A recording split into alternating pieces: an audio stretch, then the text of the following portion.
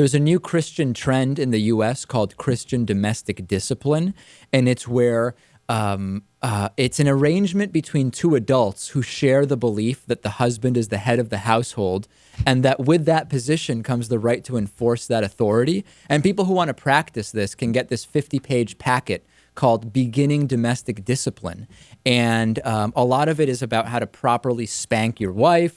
And it also talks about how it can be awkward sometimes during the first spanking. And it talks about what are the right positions for spanking and the right clothing and so on and so forth. This is a joke, right? It's completely for real.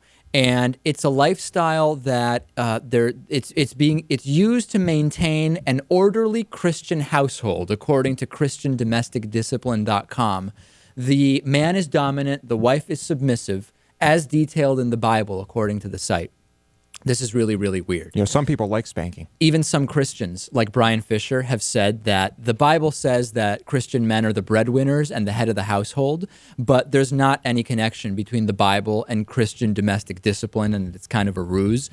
This is just one of these things where it's clear that the repression that a lot of these people in these, I don't know, deeply devout relationships feel it's popping up under the guise of things like this. Like, hey, Christian domestic discipline. Bible says I've got to spank my wife. It's a whole thing, and we've got a manual, and it's all set. I just find it kind of funny that Brian Fisher is basically saying, you know what? According to the Bible, men are superior, but not in the exact way that you see here. Yeah, like he subscribes to the normal stuff we hear from the Christian right, but not this nonsense. And it's just yet another way of, number one, men trying to use the Bible to act out their sexual fantasies. And number two, an indication of what happens when you're repressed. You start coming up with 50-page booklets for spanking your wife to make it something God would want. It's just amazing that this is going on. Yeah, and the most amazing part is you could probably ask any psychologists if this will actually work.